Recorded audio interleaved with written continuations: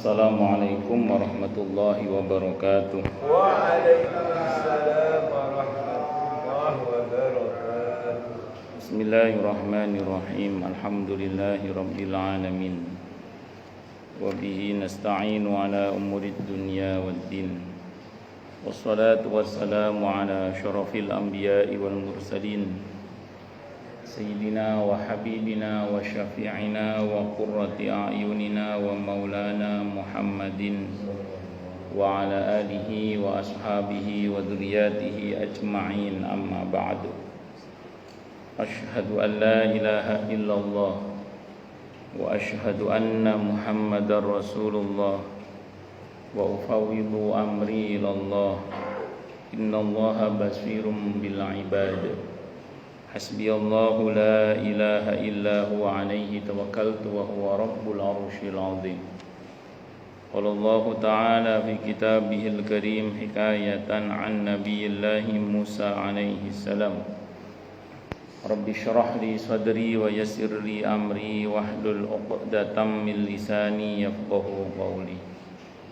Para alim, para asatid, para asatidah, para bapak dan ibu sekalian, hafidhani wa hafidhakumullah.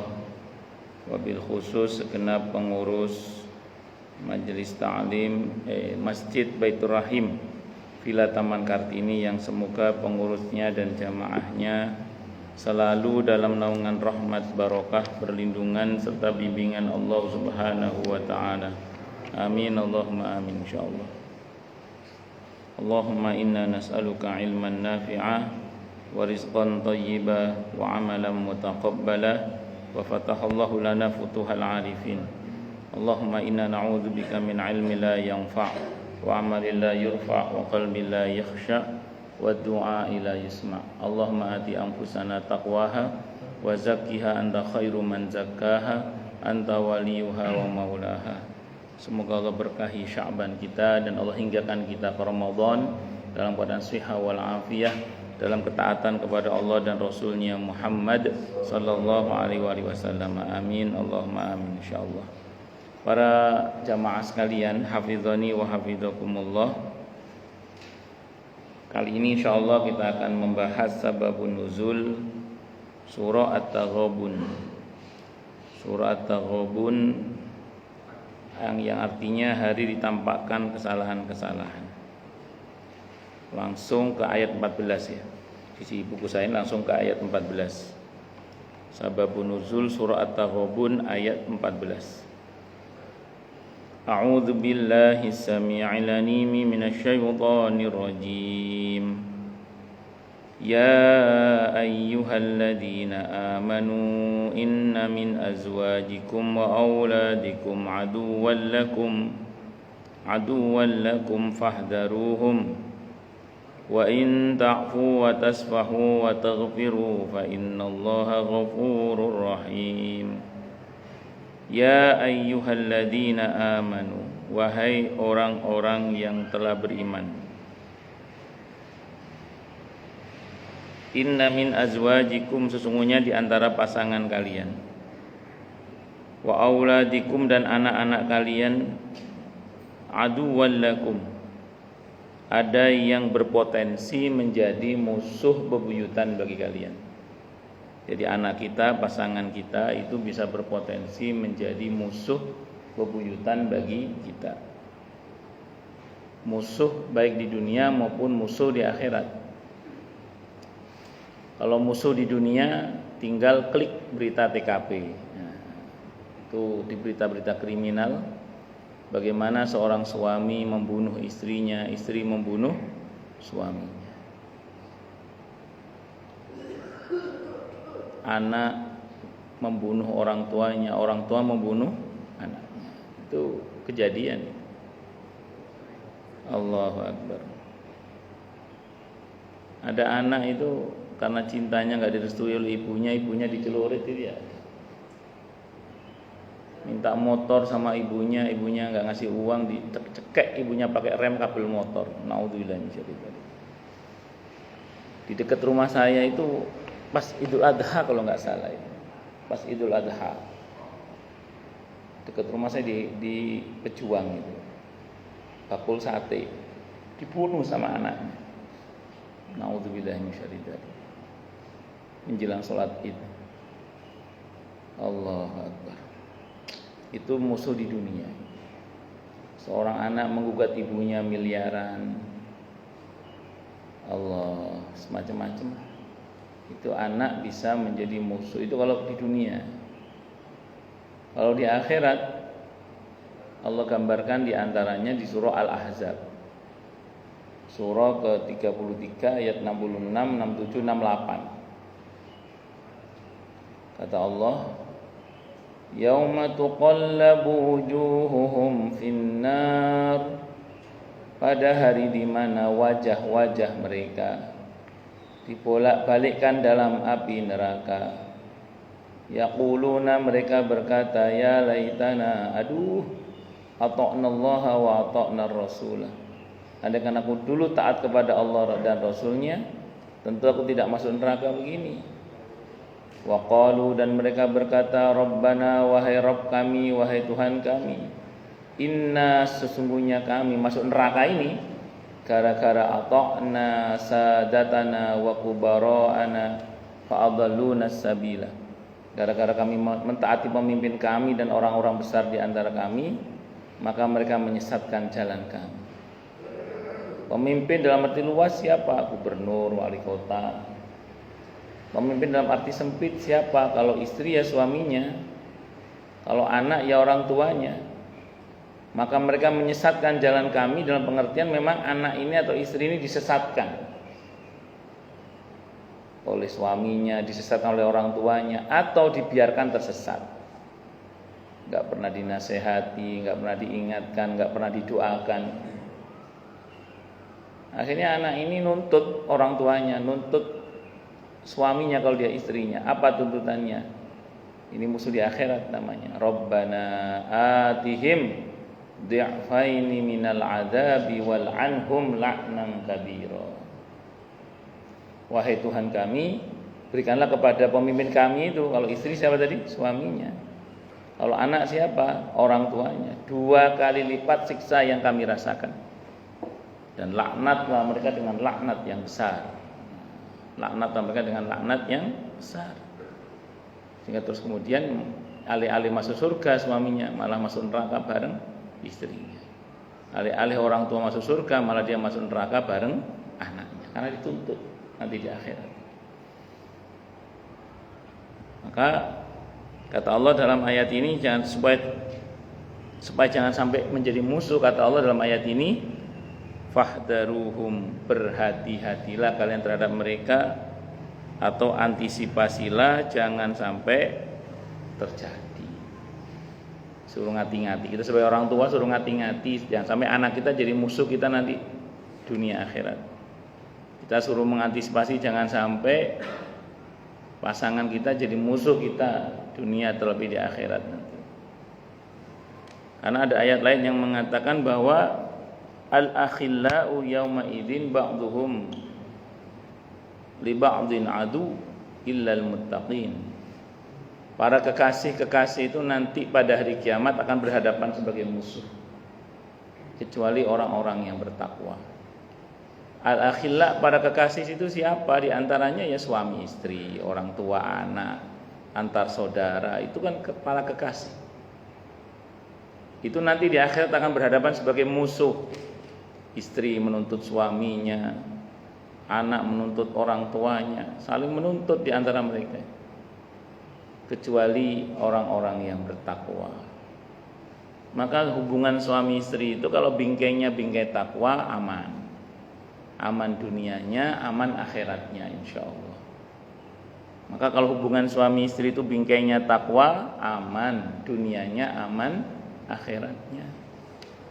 Demikian juga hubungan orang tua dengan anak, kalau bingkai hubungannya adalah takwa, aman dunianya, aman akhiratnya.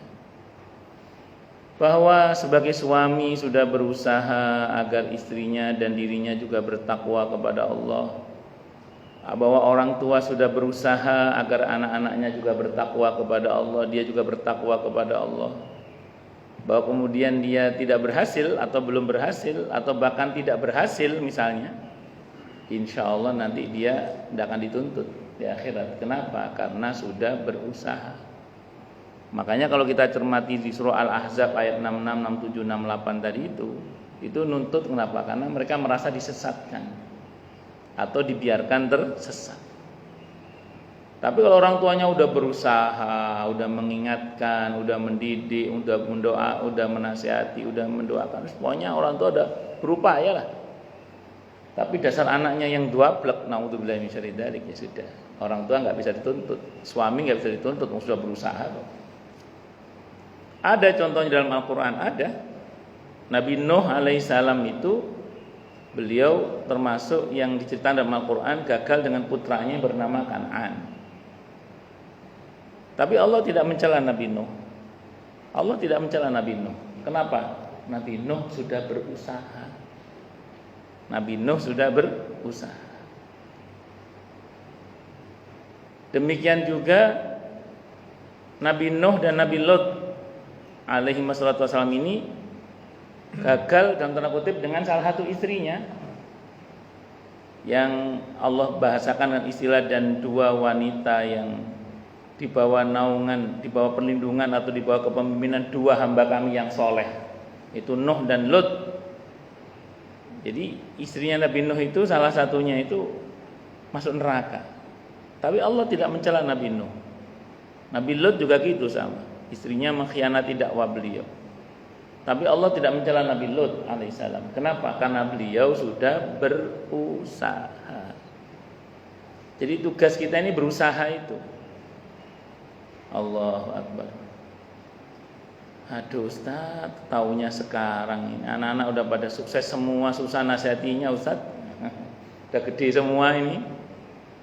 Seperti saya pernah cerita di sini mungkin ya, ada seorang yang bilang kurang lebih begini cerita. Ini kisah nyata ya. Saya itu Ustaz dulu kalau orang bilang saya orang tua sukses, saya bangga Ustaz. Anak saya 5 dokter Ustaz, dia bilang. Tapi kalau hari ini orang bilang saya orang tua sukses, saya malu Ustaz. Saya malu katanya. Kenapa malu Pak? Anak saya 5 itu dokter Ustaz, tapi 5-5-nya gak ada yang sholat. 5-5-nya gak ada yang bisa baca Al-Quran.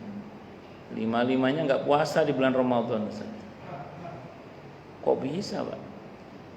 Apa jawaban beliau? Saya baru tobat umur 70 tahun Ustaz. Saya baru tobat umur berapa? 70 tahun. Oh belum terlambat Pak, belum terlambat. Loh kok belum terlambat gimana? Iya kan Bapak masih hidup. Kalau masih hidup menyesal namanya sadar.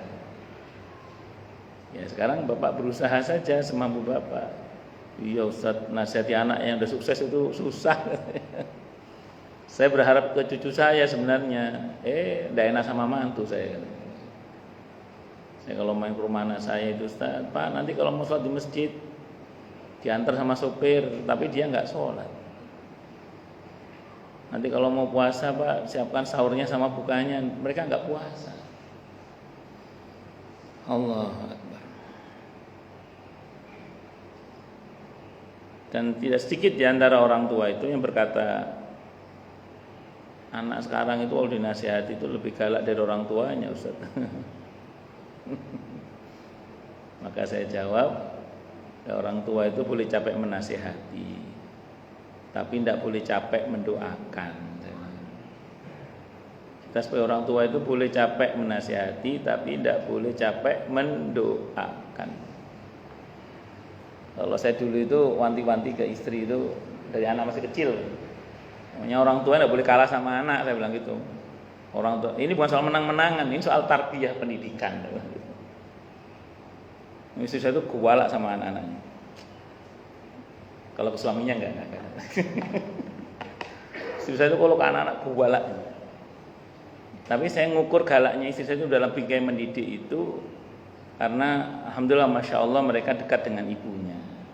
Nah, kalau sama ibunya mereka masih kangen, masih akrab sama ibunya berarti masih aman. Marahnya itu masih aman. Tapi kuwalak istri saya, ke anak-anak saya itu kuwalak istri saya.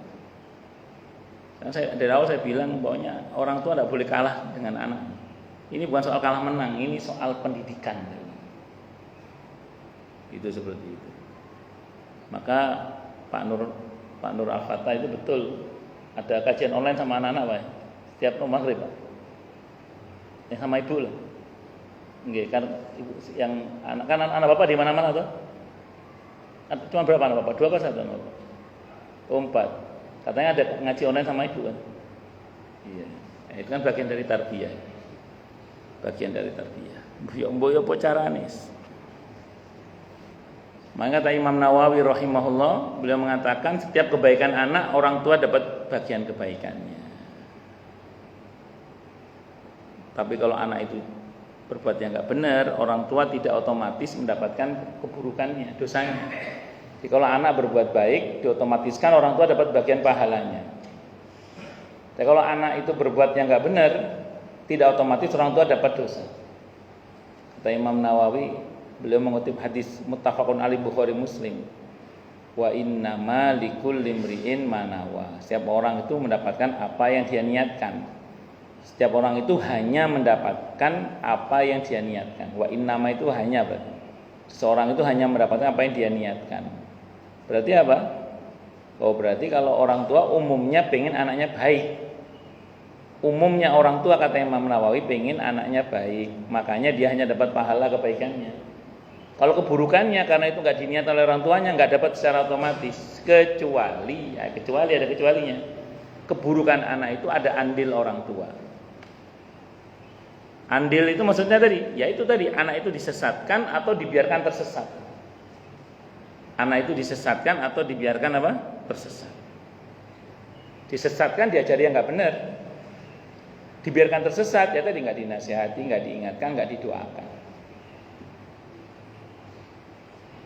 Maka saya sering sampaikan di mana-mana bahwa kalau anak kita dari kecil berbuat sesuatu yang nggak benar, itu diingatkan. Jangan kita berkata biar aja masih kecil, nggak apa-apa masih kecil. Karena kalau kita mendiamkan kesalahan dia dari kecil, itu sama dengan kita rela dia salah sampai hari tuanya. Makanya ketika Nabi kita Muhammad SAW makan bersama putra tirinya, putranya Abu Salamah, putranya Ummu Salamah radhiyallahu anhuma itu ketika putranya Ummu Salamah makan pakai tangan kiri langsung ngambil dari jauh nggak baca bismillah, kata Nabi diingetin, jong kalau bahasa kita samillah, baca bismillah dulu. Kul biyaminika, pakai tangan kanan. Wa kul mimma yalika, dan deket dulu jong gitu. Diajari sama Nabi. Jadi kalau salah itu tetap diingetin anak kecil itu. Kenapa? Karena kalau kita mendiamkannya, itu sama dengan kita rela dia salah sampai hari tuanya. Itu seperti itu.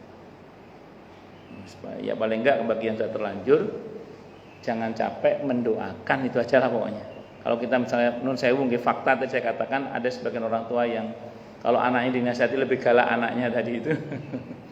Paling enggak ya wis. Kita boleh capek menasihati tapi jangan pernah capek mendoakan nggih. Terus doakan terus. Mungkin tidak sekarang hasilnya tapi nanti insyaallah. Ini juga kisah nyata ya. Ini kejadian ada seorang bapak-bapak itu meninggal dunia di masjid usia 74 sedang sholat. Orang-orang masjid itu pada ngomong gini, ini berkat doa ibunya Ustaz, ini berkat doa ibunya. Saya membayangkan beliau udah umur 70, ibunya usia berapa? Enggak Ustaz, ibunya udah meninggal. Loh, maksudnya gimana? Ini orang Ustaz, duablek dulu Ustaz, preman ini, nuwakal ini. Ibunya itu gak henti mendoakan. Sampai ibunya meninggal masih ndablek ini Ustaz. Baru tobat usia 64 tahun. Kata orang-orang itu gitu. Baru tobat usia berapa? 64 tahun. Lumayan 10 tahun tobat. Qadarullah meninggal di masjid. Masya Allah. Itu barokah doa. Kadang doa orang tua itu hasilnya enggak terlihat saat masih hidup, tapi setelahnya itu insya Allah. Wong saya ya semua kembali pada Allah ya. Tapi secara sunatullah saya membayangkan gini aja. Bisa jadi kita itu dengan izin Allah bisa berada di masjid ini kayak gini sekarang ini dengan izin Allah. Bisa jadi sangat mungkin lah itu karena doa orang tua kita yang enggak pernah lelah mendoakan kita. Dan atau doa tetangga kita. Karena kita Dulu misalnya nawakal, kok pas tepak punya tetangga yang lisannya bagus, ya cung, tak dongano tobat dong kamu cung. Saya doakan kamu jadi anak yang soleh dan seterusnya. Mas saya pribadi itu dalam hati kalau ngelihat sesuatu yang nggak benar itu saya obral doa saya untuk mereka itu. Hadahumullah, Allah mafaqihum fiddin. Hadahumullah, Allah mafaqihum fiddin. Kalau bahasa kita, ya Allah berikanlah hidayah pada mereka dan pahamkanlah mereka semua agama. Itu. Kadang Allah mafaqihni wa iyyahum fiddin. Ya Allah pahamkanlah hamba dan mereka itu agama. Hadahumullah wa iyyahum, hadani Allah wa iyyahum. Semoga Allah berikan hidayah kepada hamba dan pada mereka. Ya siapa tahu. Sekarang mungkin belum, siapa tahu barokah doa kita kan lumayan itu investasi ukhrawi gitu. Ketika mereka tobat dengan izin Allah dengan sababiyah doa kita kan itu investasi ukhrawi lumayan. Pasif income. Yang lihat yang enggak bener ngobrol doa aja udah. Hadahumullah, Allah mafaqihum fiddin. Hadahullah kalau perempuan Allah mafaqihha fiddin. Allah macam-macam ya. Lanjut. Perintah Quran adalah kita disuruh berhati-hati atau disuruh mengantisipasi jangan sampai semua itu terjadi. Maka wa in ta'fu, dan jika engkau memaafkan, wa tasfahu, dan engkau berlapang dada menghadapi anak itu, menghadapi pasangan itu kita harus menjadi pemaaf. Menjadi suami itu harus pemaaf. Menjadi orang tua harus menjadi orang tua pemaaf. Tidak semua suami sih, cuman sebagian suami kalau ngancam istrinya kan gini, aku gak ridho loh ma, aku gak ridho. Nanti kalau aku gak ridho, Allah gak ridho sama kamu ma. Sehingga saya berani ngomong gini karena beberapa kaum ibu ketika konsultasi ke saya, kalau suami gak ridho bagaimana Ustaz? Jadi tipe suami yang gampang gak ridho. Karena kadang-kadang ada tipe suami itu yang sering ngancam istrinya, aku gak ridho loh, aku gak ridho. Kita sebagai suami ini harus pemaaf. Itu perintah Quran. Harus pemaaf. Tapi memang ada peraturan yang tak tertulis sih, bahwa wanita tidak pernah bersalah. Kalau wanita bersalah, maka kembali pada pasal pertama. Wanita. Tapi terlepas dari itu bahwa kita sebagai suami menjadi suami yang pemaaf. Kenapa demikian? Ini perintah Allah, ini kisi-kisi dari Allah supaya istri itu nggak jadi musuh kita nanti di akhirat. Perhatikan ini rumus dasar agamanya, rumusnya nih. Kalau kita sebagai suami menjadi suami yang tidak pemaaf, nggak ridho kepada istri, jadi kita ini susah memaafkan istri, nggak ridho kepada istri, sehingga karenanya kemudian istri masuk neraka. Iya kalau dia masuk neraka sendirian. Kalau ngajak kita gimana? Paham nggak? Kalau istri kita masuk neraka sendirian, sebab kono lah misalnya. Nah kalau dia nuntut kita, akhirnya masuk neraka bareng, naudzubillah min syarri dzalik. Itu yang kita jangan sampai itu terjadi. Maka mending istri itu kita maafkan. Semua pokoknya tak sepuro mas, saya maafkan makamu mas, saya maafkan. Jadi suami yang pemaaf. Kalau suami memaafkan, suami ridho, potensi istri masuk surga. Kalau istri masuk surga, potensi ngajak suaminya masuk surga. Itu rumusnya loh. Kalau istri masuk neraka, potensi ngajak suami masuk neraka lah. Itu rumusnya. Kalau istri masuk surga, potensi ngajak suami masuk surga. Dan menurut para ulama, kalau suami istri masuk surga, istri masuk surga terlebih dahulu. Kenapa? Karena tanggung jawabnya enggak banyak. Suaminya stop dhisik, tanggung jawab dulu. Tanya-tanya dulu. Makanya ada sebagian kiai itu semua hartanya dikasih ke istrinya semua. Beliau enggak punya kayak Allahyarham Kiai Mahrus Ali Lirboyo itu. Beliau pernah pidato, Allahyarham.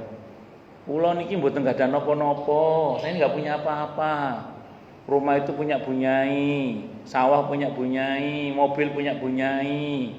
Saya cuma punya kitab. Ya nanti biar yang tanggung jawab di hadapan Allah bunyai saja, saya enggak usah. Kata beliau itu gitu. Tapi ya bunyinya pinter bunyinya. Ya Allah, saya ini punya harta banyak kan dari suami saya, tanya sama suami saya. Ujungnya suami tetap istri lebih dulu pokoknya. Supaya dihitung dari manapun istri lebih dulu masuk surga karena tanggung jawabnya beda, suami agak banyak. Nah, kalau istri masuk surga, potensi ngajak suami masuk surga. Mana dalilnya Ustadz? Banyak, di antaranya ada hadis riwayat Ibnu Majah itu. Hadisnya sahih, hadis qudsi. Ketika orang masuk surga, dia bertanya, "Ya Allah, mana dulu teman saya yang sholat bersama dengan saya, dulu puasa bareng sama saya?" Di hadis itu dua itu disebut. Kalau kita teruskan, yang dulu selalu menemani saya dalam kebaikan, itu termasuk suami itu. Kata Allah, ternyata dalam hadis yang itu, yang ditanyakan itu masuk neraka. Kata Allah, jemput dia untuk bareng masuk surga. Lah kalau teman sholat aja ditanya, teman puasa ditanya, apalagi suaminya, apa nggak ditanya itu?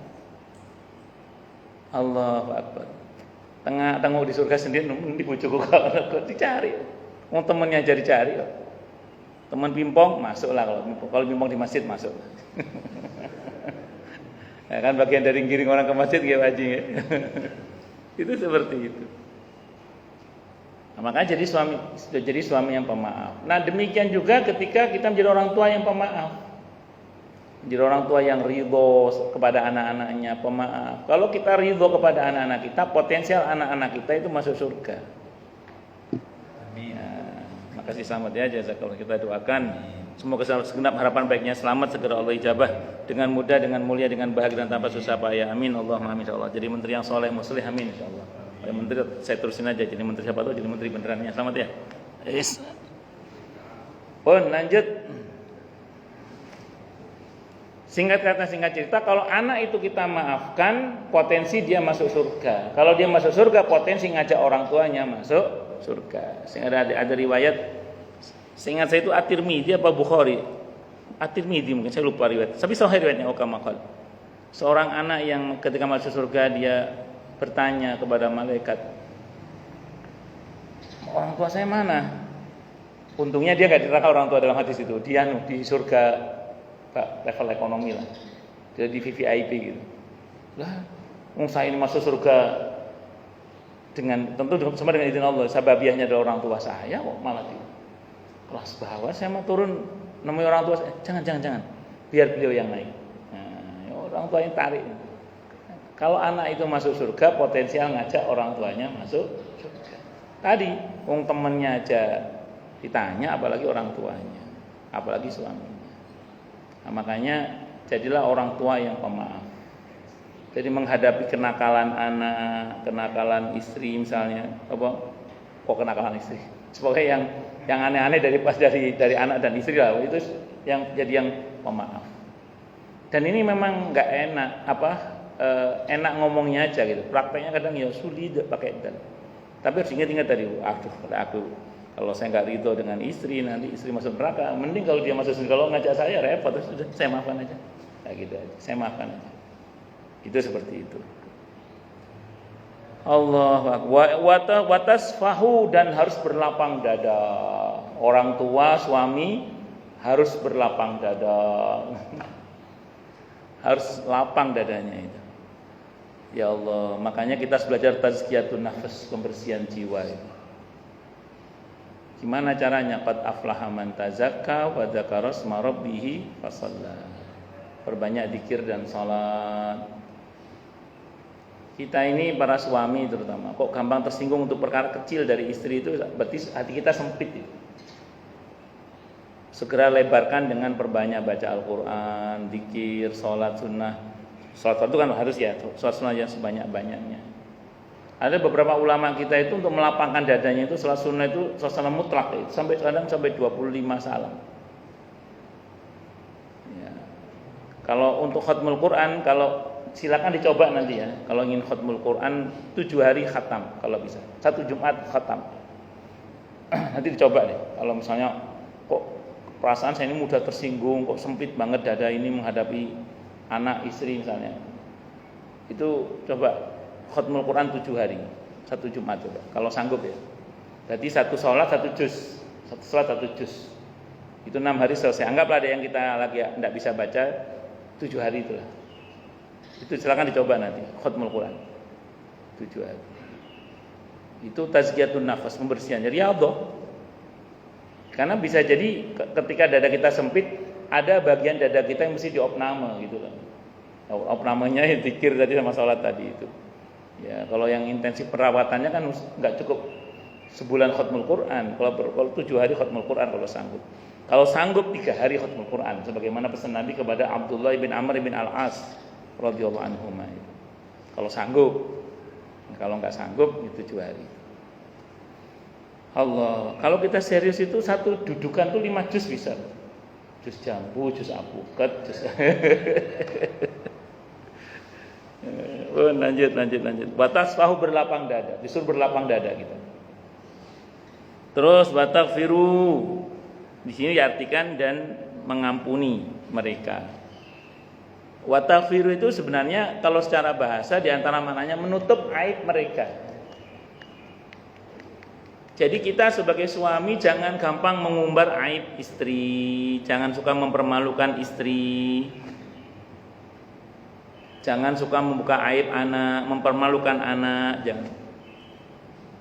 Bahwa ada hal-hal yang perlu kita konsultasikan, tidak apa-apa, tapi jangan menjatuhkan kehormatan. Bahwa ada hal-hal yang kita konsultasikan terkait hal yang nggak benar, tapi jangan sampai menjatuhkan kehormatan, sehingga semuanya itu nggak ada dendam gitu. Sebab kenapa kadang ada dendam itu karena merasa pernah dijatuhkan, pernah dihina, pernah direndahkan misalnya. Itu kadang membekas di hati sebagian orang yang pernah tersakiti itu. Nah, dulu saya masih ingat itu ketika saya awal-awal menikah itu saya bilang ke istri saya gini, sedekat apapun kamu dengan keluargamu, tolong jangan umbar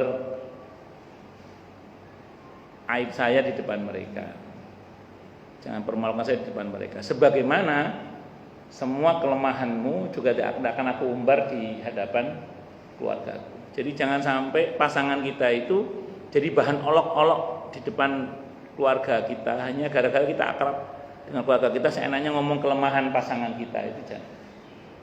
Itu namanya menutup aib. Wataghfiru itu namanya. Menutup aib pasangan kita, menutup aib anak-anak kita. Jangan permalukan mereka. Jaga kehormatannya. Saya sering bilang ketika suami istri mau bercerai misalnya, ini kalau yang punya anak ya, yang punya anak. Saya bilang beliau itu ayah dari anak-anakmu. Dari anak-anak panjenengan. Atau yang laki-laki, dia adalah ibu dari anak-anak Anda. Jadi jaga kehormatannya. Bahwa di pengadilan disebutkan kesalahannya tidak apa-apa, tapi di publik jangan. Karena itu dia ayah dari anak, dia ibu dari anak. Kalau yang punya anak ya, itu jaga kehormatan. Allah, fa innallaha ghafurur rahim. Maka sungguhnya Allah Maha Pengampun lagi Maha Penyayang. Dalam satu riwayat dikemukakan bahwa ayat inna min azwajikum wa auladikum aduwwan lakum fahdharuhum. Sesungguhnya di antara pasanganmu dan anak-anakmu ada yang menjadi musuh bebuyutan bagimu, maka berhati-hatilah kamu terhadap mereka, atau antisipasilah jangan sampai semua itu terjadi. Ini ayat ini turun berkenaan dengan beberapa orang penduduk Mekah yang masuk Islam. Akan tetapi istri-istri dan anak-anaknya menolak hijrah ataupun ditinggal hijrah ke Madinah. Lama-kelamaan mereka pun hijrah juga. Sesampainya di Madinah, mereka melihat kawan-kawannya telah banyak mendapat pelajaran dari Nabi kita Muhammad sallallahu alaihi wasallam, karenanya mereka bermaksud menyiksa istri dan anak-anaknya yang menjadi penghalang untuk berhijrah. Maka turunlah ayat selanjutnya, wa in ta'fu wa tasfahu wa taghfiru fa innallaha ghafurur rahim. Maka jika kamu memaafkan dan tidak marahi serta mengampuni mereka, maka sungguhnya Allah Maha Pengampun lagi Maha Penyayang. At-Taghabun ayat 14 yang menegaskan bahwa Allah Maha Pengampun lagi Maha Penyayang. Nah, ini diriwayatkan oleh At-Tirmidzi dan Al-Hakim, keduanya menganggap hadis ini sahih. Yang bersumber dari Ibnu Abbas radhiyallahu anhu. Bahkan untuk kesalahan yang menurut suami, istri dianggap sebagai penghalang dalam ketaatan kepada Allah dan Rasulnya, seorang suami tidak boleh marah dalam ayat ini. Padahal konteksnya jelas kan, anak dan istri dalam ayat ini itu menjadi penghalang suaminya untuk hijrah, sehingga karenanya kemudian dia merasa banyak kehilangan pelajaran dari Nabi kita Muhammad. Untuk hal yang seperti itu aja seorang suami nggak boleh marah. Ini yang perlu saya sampaikan ya gini. Itulah kenapa kita para suami, ya paling enggak saya mungkin jenengan lebih sepuh dari saya. Paling enggak ini nasihat untuk anak-anak kita lah. Untuk anak-anak kita jenengan sudah cukup kawakan lah. Saya kan enggak patut menasihati jenengan. Ini saya enggak menasihati panjenengan tapi menasihati anak-anak kita ya. Ini modal untuk anak-anak kita. Saya sering bilang ke calon-calon pengantin atau pengantin-pengantin baru itu, gini. Seorang suami itu harus banyak belajar agar punya banyak katalog sikap, sehingga kalau istri berbuat salah, anak berbuat salah, tidak hanya bisa marah. Saya ulang ya, seorang suami itu harus banyak belajar. Harus banyak belajar, banyak bertanya, banyak mendengar, supaya dia punya banyak katalog sikap.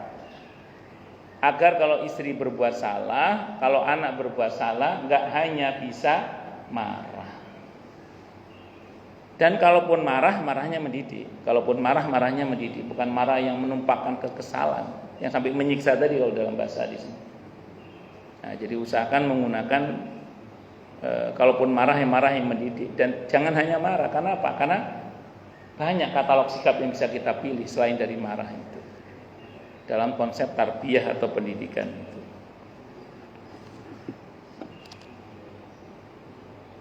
Dalam riwayat lain dikemukakan bahwa surah At-Taghabun seluruhnya turun di Mekah kecuali ayat Ya ayyuhalladzina amanu inna min azwajikum wa auladikum aduwwan lakum fahdharuhum, kecuali ini ayat 14 ini. Ayat tersebut turun berkenaan dengan Auf ibn Malik Al-Ashja'i yang mempunyai anak istri yang selalu menangisinya apabila akan pergi berperang, bahkan menghalanginya dengan berkata, kepada siapa engkau akan menitipkan kami? Dia pun merasa kasihan kepada mereka hingga tidak jadi berangkat perang. Selanjutnya ayat-ayat lainnya sampai akhir surah 64 At-Taghabun ini turunkan di Madinah. Diriwayatkan oleh Ibnu Jarir yang bersumber dari Atha ibn Yasar. Kalau ini berarti berkaitan dengan ada seorang sahabat Nabi yang kemudian tidak mau berjuang di jalan Allah karena keluarga. Makanya begini, bersyukurlah kepada Allah kalau panjenengan, istrinya, anaknya itu tipe yang mendukung perjuangan kita. Makanya dulu kalau kita baca di dalam sirah tentang Nabi Ismail, ada di Sahih Bukhari di antaranya seingat saya. Ketika Nabi Ibrahim menemui Nabi Ismail, kan Nabi Ismail tidak ada itu. Terus Nabi Ismail tidak ada, Nabi Ibrahim nanya ke mantunya itu, suamimu itu bagaimana toh? Istri pertama Nabi Ismail itu ngomongnya gini kurang lebih, ngopo iku wong lanang gak tau di omah, dakwah tok keluar. Pokoknya khuruj fisabilillah itu keluar di jalan Allah itu. Jadi dia nggak siap punya suami pendakwah, itu nggak siap karena sering ditinggalin. Ngurusi umat suaminya itu nggak siap, istrinya itu nggak siap. Maka kata Nabi Ibrahim, ya wis nduk, salamnya bojomu ya, salam ke suamimu, suruh ganti palang pintunya, suruh ganti bagian depan pintunya itu. Aukamakal. Akhirnya Nabi Ismail datang, diciptakan ada bapak-bapak datang ini, kata Nabi Ismail itu bapakku Ibrahim. Aku suruh ganti kamu, suruh ganti istri. Akhirnya dicerai istrinya itu, dicerai. Tentu Nabi secara baik-baik cerainya. Dan kemudian selang berapa waktu kan Nabi Ibrahim datang lagi kan, nggak ketemu sama Nabi Ismail lagi, wong Nabi kan, ketemu sama mantunya, tanya, suamimu itu bagaimana? Istri yang kedua ini ngomong gini, wah Mas Ismail itu orangnya soleh, baik, saya senang punya suami yang mau berjuang di jalan Allah, berdakwah, seneng ya, itu seneng tuh. Terus kata Nabi Ibrahim, salam nang bojomu ya, palang pintu ini nggak usah diganti ya sih, cocok ini. Ya itu ternyata memang tidak semua orang itu terus kemudian istrinya itu siap ketika suaminya mau berjuang di jalan Allah itu. Oleh apa sih? Oleh apa sih? Semacam-macam lah. Bersyukurlah pada Allah kalau panjenengan istrinya mendukung jadi DKM, mendukungnya berjuang di jalan Allah, terlibat dalam perjuangan jalan. Syukurlah pada Allah. Itu seperti itu. Tapi kisah Nabi Ibrahim itu kadang dipakai dalil oleh sebagian suami juga itu. Aku oleh orang tuaku suruh nyeraikan kamu. Dalilnya Nabi Ibrahim itu. Itu beberapa kasus sampaikan ke saya loh seperti itu. Jadi suaminya itu akan menceraikan dia karena dengan dalil orang tuanya nyuruh menceraikannya. Pakai dalil Nabi Ibrahim itu, Pak. Saya bilang gini, loh, itu Ibrahim Khalilullah, Nabi Ibrahim itu. Lah, orang tua sampean memang kayak Nabi Ibrahim. Nabi Ibrahim itu kan ulul azmi minar rusul, orang yang sabarnya top diakui oleh Allah. Kok orang sabar sampai bisa ngomong gitu berarti kebangetan gitu. Orangnya itu berarti kebangetan. Kalau bapaknya sampean apa kayak Nabi Ibrahim sabarnya? Apakah sebersih Nabi Ibrahim hatinya? Kalau enggak berarti jangan dituruti. Maunya orang tua itu ditimbang pakai syariat. Kalau sesuai dengan tuntunan syariat, iya, enggak cocok ya jangan diikuti. Makanya kan di Al-Qur'an itu berkaitan dengan ketaatan pada orang tua apa? Selama tidak melanggar ketentuan syariat. La ta'ata li makhluqin fi ma'siyatil khaliq, itu di hadisnya. Kama qala, tidak boleh kita mentaati makhluk dalam hal durhaka kepada Allah. Itu seperti itu. At-Taghabun ayat 16 insyaallah kita bahas di pertemuan yang akan datang. Insyaallah. Ya monggo silakan yang mau tanya, protes, marah boleh. Monggo Pak. Nggih, monggo Pak.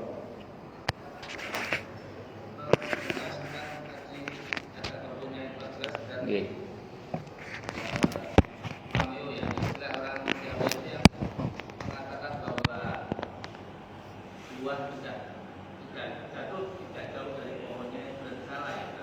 Kedua, mengenai orang berlomba-lomba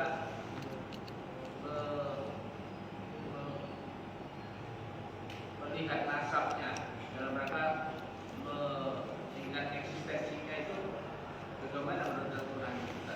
Istilahnya merasa ingin besar karena nasabnya besar. Nggih. Sampun? Nggih. Yang pertama, Al-Quran itu mencontohkan beberapa hal ya yang menarik. Yang pertama, dalam sejarah Islam itu dicontohkan beberapa hal yang menarik. Kaum Taif itu generasi pertama banyak yang mati kafir. Tapi generasi kedua, generasi ketiga itu ahlul qurra, pakar Quran muncul dari situ. Abu Lahab, kita tahu bagaimana kecaman Allah terhadap Abu Lahab dalam Al-Quran di surah Al-Lahab itu. Tapi putrinya namanya Darroh, itu ulama besar, masuk Islam ulama besar. Abu Jahal, siapa yang nggak tahu Abu Jahal? Yang kata Nabi ini Fir'aun hadi zaman, Fir'aun zaman ini ya Abu Jahal itu. Tapi putranya namanya Ikrimah, itu ulama besar, murid dari Abdullah bin Abbas radhiyallahu anhu.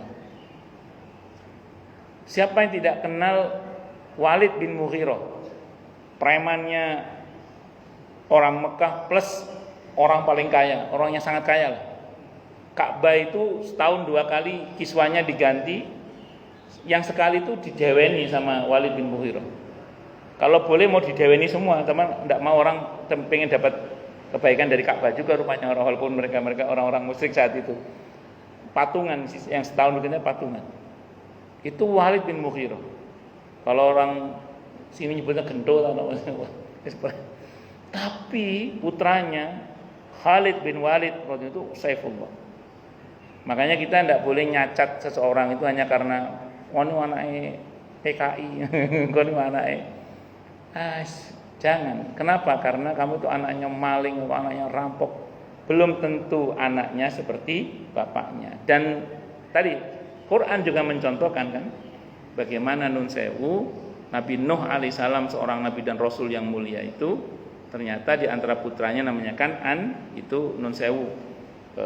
berbuat yang nggak benar. Demikian juga Nabi Adam dengan Qabil. Nabi Adam dengan Qabilnya itu. Terus kemudian dan yang lain-lain lah.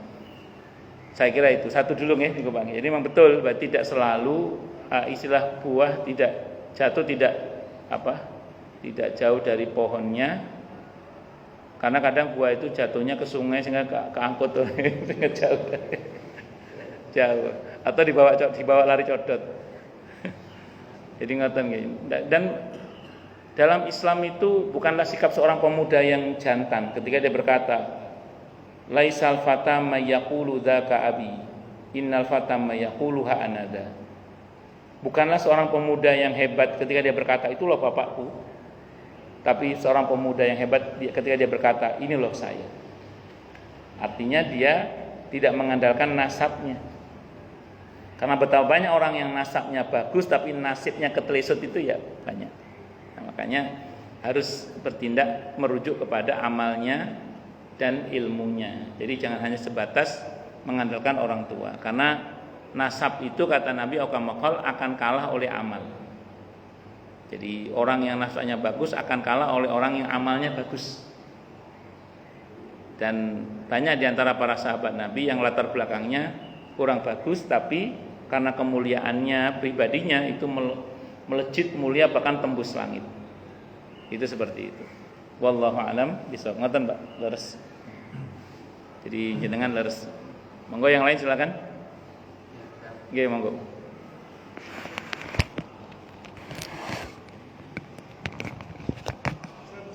Nggih.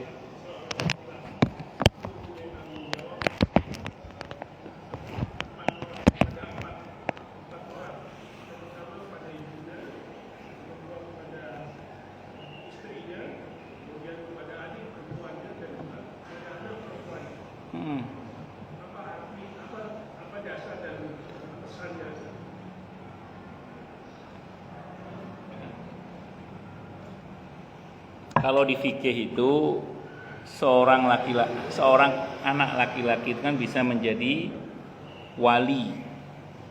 Kalau bapak kandungnya tidak ada, dia bisa menjadi wali bagi siapa? Bagi ibunya dalam mazhab Hambali bisa.